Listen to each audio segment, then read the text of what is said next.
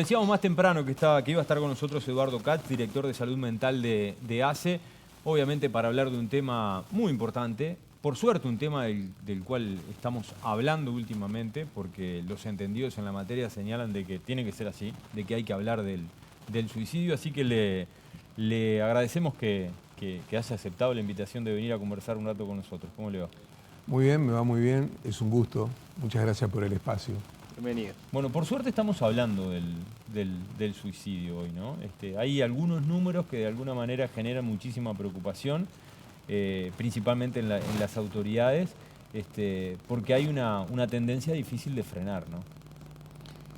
En realidad la tendencia es una gráfica, por decirlo de alguna forma, que viene en forma ascendente desde hace varios años y que nosotros siempre tenemos las cifras actualizadas, las del 2023, las tenemos en el 2024 y así sucesivamente, ¿no?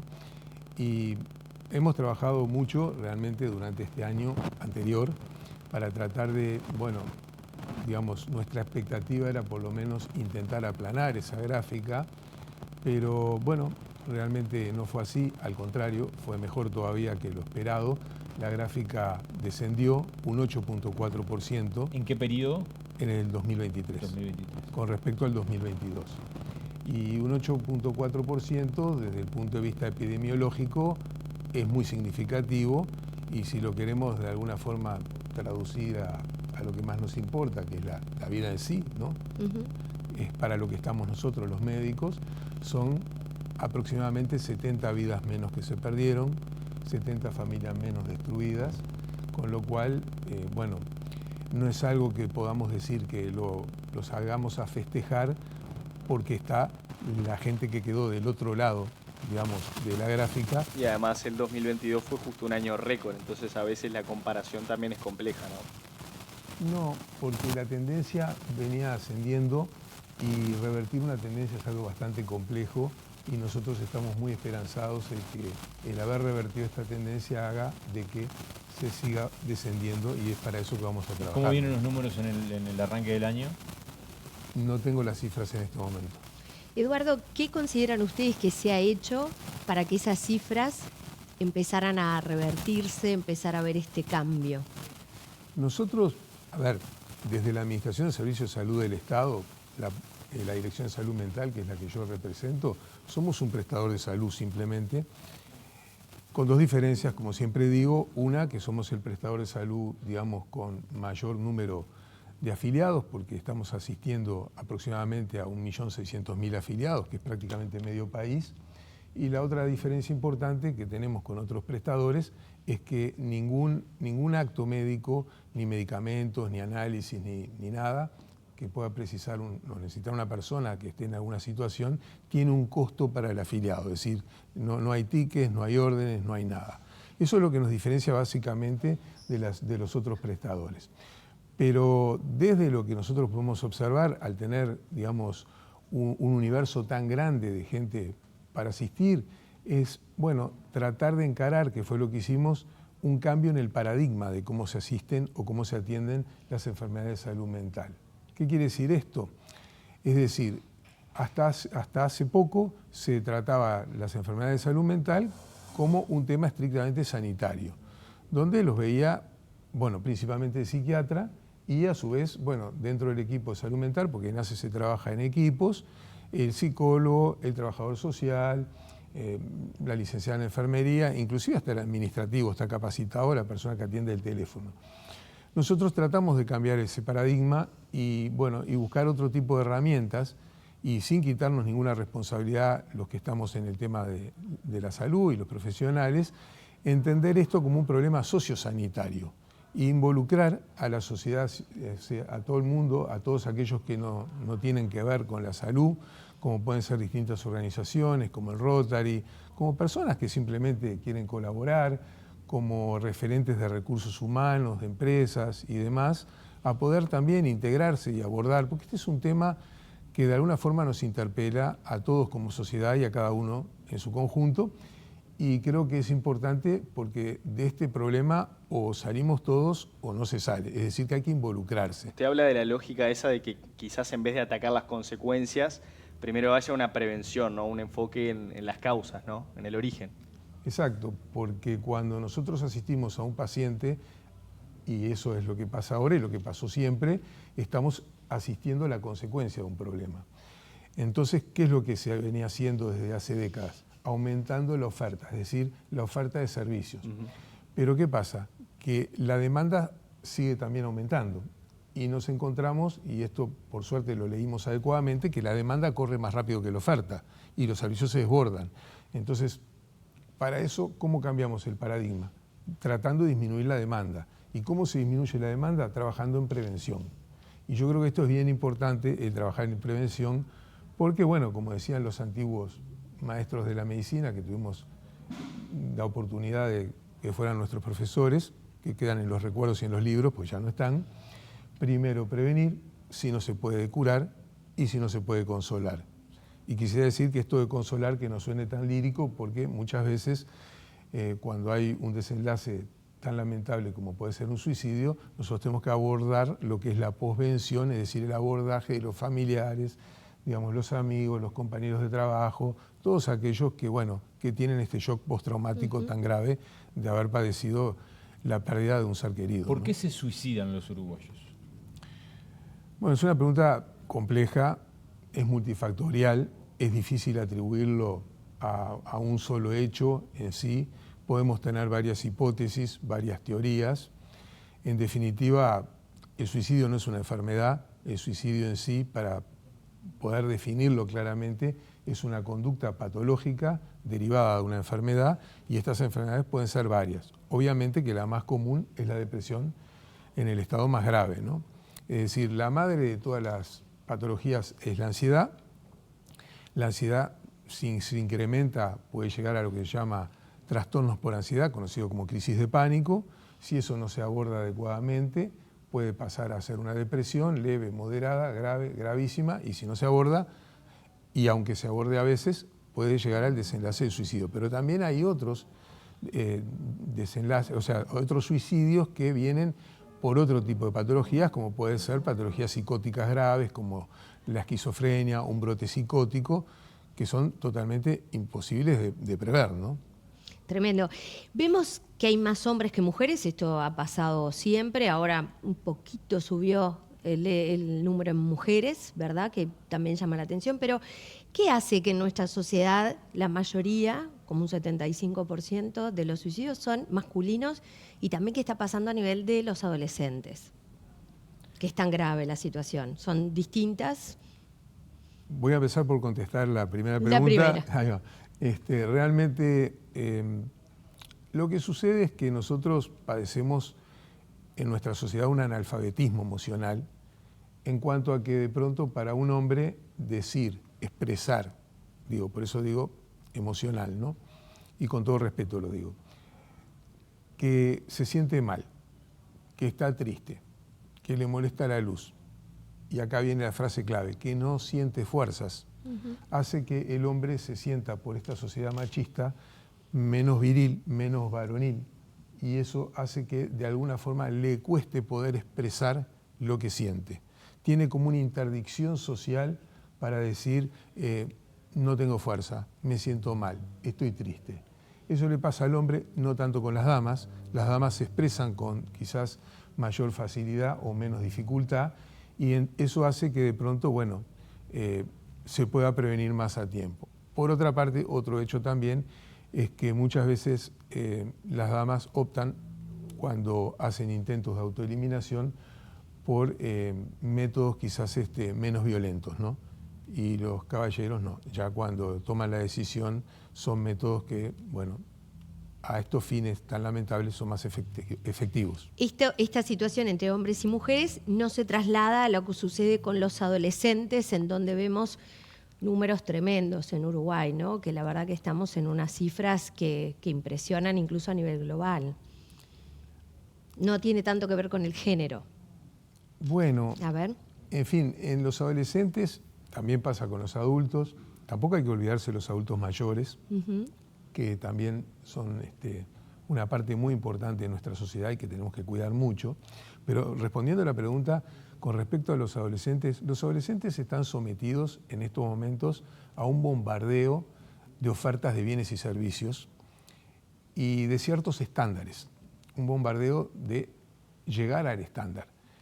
Bueno, esto nos pasa a todos a cualquier edad, ¿no? Pero en los adolescentes el hecho de no poder llegar les genera gran frustración, gran ansiedad y quizás haya poca comunicación. Para eso estamos trabajando, ¿no? Para que se puedan expresar, se puedan comunicar. Eduardo, ¿a qué estándar, por ejemplo?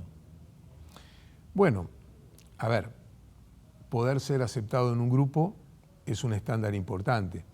Para eso, bueno, dependerá del estrato social, cultural y demás que nos manejemos. Pero, por ejemplo, para un adolescente es muy importante poder tener un nivel de seducción eficiente, efectivo, que de pronto haga que pueda conquistar a tal chica o tal chico, etcétera, etcétera, o que juegue bien al fútbol, o que, bueno, acá, si vamos a la oferta de bienes y servicios, que pueda acceder a un celular de más alta gama, a ropa deportiva de ciertas marcas y demás, que muchas veces no lo logran. Claro, es tremendo lo que estás diciendo, porque muchas veces eso motiva, es como que lo que despierta ese deseo después de querer quitarse la vida.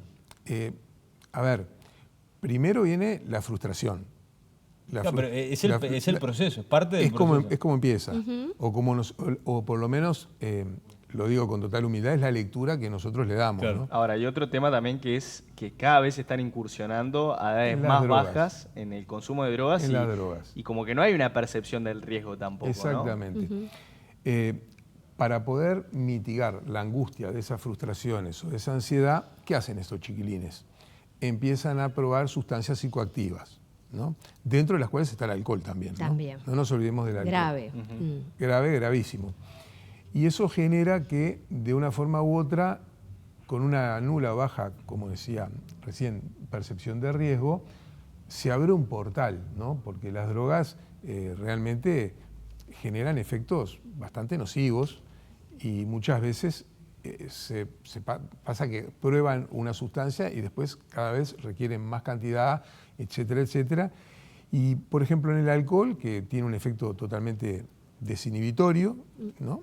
Digo, puede mitigar la angustia. Hay quien dice que el alcohol ahoga las penas y nosotros decimos que las penas saben nadar muy bien y siempre salen a flote, es decir, que de alguna forma esto se complejiza. Y eso puede, bueno, ser un desencadenante también de decir, bueno, tomo la decisión y paso al acto. Y usted había hablado, sigo un poquito en este tema, en algún momento habló de este efecto que puede tener, por ejemplo, la marihuana, que de alguna forma está, aquello de la percepción que decía Diego del riesgo, ¿qué efectos puede tener consumir marihuana desde tan joven? La marihuana es una droga, como tantas otras. Yo creo que, a ver, lo que nosotros vemos en la práctica profesional y después de tantas décadas, es que puede producir desestructuración de la conciencia, es decir, bueno, para empezar por lo más liviano, puede producir más ansiedad, puede producir más angustia, puede producir brotes psicóticos, es decir, lo que se llama psicosis delirantes agudas con desestructuración de la conciencia, e inclusive en algunos psiquismos más frágiles puede llegar a dar patologías graves y crónicas como ser la esquizofrenia. Esto es gravísimo, para esto hay muy poca percepción de riesgo en los chicos. Los chicos a veces cuando uno les preguntan si se drogan dicen, no, drogarme no. A veces tomo un poco de alcohol y ni que hablar fumo marihuana, pero no, es una droga. Además hay otro tema, porque no es solamente la solución que quizás puede ser la más sencilla, la medicación, sino que después tiene que haber un monitoreo, una contención de muchas situaciones. Y creo que en ese sentido está bueno hablar de un proyecto que envió el Poder Ejecutivo al Parlamento, que fue ratificado incluso, que habla de unos 20 millones de dólares exactamente que se intentan ejecutar entre 4 organismos. Está ACE por un lado, la Junta Nacional de Drogas, el MIDES también y el otro es el Ministerio de Salud Pública, claramente, ¿no? ¿Cómo funciona esa sinergia entre esos organismos y cuál es la idea también de monitorear este tipo de casos? El monitoreo viene siempre por parte del Ministerio de Salud Pública, que es el órgano rector y que realmente tiene un excelente sistema de registros de todo punto de vista, En el caso de los suicidios, hay que aclararlo y hay que decirlo siempre, hay una labor, digamos, con un producto de calidad realmente de aquellos funcionarios que trabajan en el registro, por lo que siempre es importante decir que en nuestro país no hay subregistro con respecto al tema de los suicidios. No puedo dar cuenta de lo que pasa en países vecinos porque no trabajo allí. Eso es bien importante. Y después que, bueno, con el tema de algunas implementaciones que se hicieron desde el Ministerio de Salud Pública, muy inteligentes, como que no se puede cerrar la historia clínica electrónica si no se llenan los datos y todo el tema de los intentos de autoeliminación para poder darle seguimiento. Con respecto a los 20 millones de dólares, son para estos 4 organismos y la idea es, bueno, en forma de sinergia interinstitucional, estar trabajando en conjunto, ¿no? Para tratar de trabajar en prevención, para tratar de trabajar en asistencia, para tratar de trabajar en posvención, para tratar de trabajar en todos los temas y también en territorio, porque, a ver, nosotros podemos tratar a una persona que tiene una adicción. ¿Cómo tratamos a una persona que tiene una adicción? Bueno, está primero la desintoxicación, después de eso la deshabituación y después la reinserción. Pero en el tema de la reinserción social y laboral, etcétera, etcétera, ya no es competencia de ACE, sino que más bien sería competencia del Ministerio de Desarrollo Social. En otros temas vinculados a las adicciones, también es competencia de la Junta Nacional de Drogas. Y la regulación, es decir, la parte rectora de todo esto, está en el Ministerio de Salud Pública y la asistencia está en la Administración de Servicios de Salud del Estado, que la parte de salud mental yo represento. Entonces, la sinergia interinstitucional es lo que genera que este mensaje haya sido muy inteligente, aparte muy generoso económicamente. Sí, quizá el presupuesto más grande que se ha tenido para este tema, ¿no? Sí, en los años que yo llevo, realmente nunca había visto un mensaje de este tipo. Creo que desde el Poder Ejecutivo hubo una adecuada lectura de una necesidad muy importante que tenía el país, la salud que los uruguayos nos debemos y la salud que los uruguayos necesitamos. Y por suerte fue ratificado, 45 días tiene cada Cámara en el Parlamento para ratificar este mensaje y así lo hizo, con lo cual, bueno, esto también nos da otra inyección de oxígeno como para redoblar esfuerzos y seguir trabajando en el tema, ¿no? Katz, en el final no quiero dejar de preguntarle por el hospital psiquiátrico de nuestro país. Durante mucho tiempo vimos imágenes que de alguna manera mostraban un panorama bastante complejo. ¿Se ha trabajado para recuperar el lugar? ¿En qué condiciones hoy quienes están internados en el Hospital Villar de Bo pasan sus días? El Hospital Villar de Bo ha sido siempre un objeto de polémica, porque en el año 2017, con la Ley de Salud Mental, que fue votada unánimemente por todos los partidos políticos, esta ley se votó sin presupuesto. Y esa ley lo que dice, básicamente, en lo que se refiere a esto, es cerrar las estructuras monovalentes, es decir, que no pueden haber hospitales solamente para pacientes que tengan problemas de salud mental, sino que cada hospital tiene que tener un sector de salud mental. Pero si nosotros no tenemos, por decirlo de alguna forma, un dispositivo alternativo, no podemos cerrar este hospital. Este hospital aparte, bien vale decirlo, y bueno, y agradezco la pregunta porque me da la oportunidad de expresarlo, tiene 300 y tantas camas, pero tiene más de un 20% de camas y largo, que son personas que están allí utilizando el hospital como forma de vivienda porque los jueces ofician cuando la persona tuvo una disrupción en su salud mental, pero que después no tienen un proyecto de vida, hasta que tengan ese proyecto de vida no se les puede dar el alta hospitalaria. Por lo que... ¿Viven ahí? Viven ahí hasta que esto se pueda resolver. Estamos en el entorno de 90 personas más o menos, ¿no? Y aproximadamente, va variando, ¿no? Estas son cifras variables. Nosotros estamos trabajando para eso y para eso nos hemos reunido con la Institución Nacional de Derechos Humanos, que realmente muchos organismos la ven como una institución que fiscaliza. Yo, al contrario, la veo como una institución que de alguna forma u otra nos ayuda a poder resolver problemas para poder trabajar en conjunto con lo que vienen a hacer los jueces, fiscales, defensores de oficio y demás, para ver cómo tratar este tema y cómo oficiar a los lugares más adecuados. Y bueno, para eso la Suprema Corte de Justicia nombró una delegada, una jueza, la doctora Julia Starrico, muy bien dispuesta, es decir, hay muy buena disposición de todas las partes y empezamos a trabajar en una suerte de reuniones intersectoriales donde está la Institución Nacional de Derechos Humanos, donde está ACE, donde está el MIDES, donde está el Ministerio del Interior, en fin, donde está INAU, en fin, donde están varias instituciones para tratar de dar algún tipo de respuesta a todo esto. Con respecto a la pregunta concreta, el hospital es un hospital muy antiguo, nosotros tratamos de mantenerlo de la mejor forma posible. Hay que recordar que el hospital tiene muchísimos años de antigüedad y que, claro, cuando nos dicen que hay que cerrarlo, hubo un periodo donde no hubo inversiones previo a nuestra administración para remodelarlo. Nosotros nos encontramos con un hospital que no estaba en unas condiciones muy buenas y estamos tratando de, con el Departamento de Arquitectura de ACE y demás, de hasta que se pueda lograr otra solución, de ir de alguna forma remodelando, mejorando las estructuras y demás. Y bueno, y ni que hablar la asistencia, ¿no? Porque la asistencia es muy importante y para esto quiero aclarar algo que tiene que quedar siempre bien presente, que la calidad de asistencia no depende solamente de los médicos. El Hospital Vilar de Bo tiene 800 funcionarios no médicos a los cuales hay que reconocerle la labor que día a día van haciendo.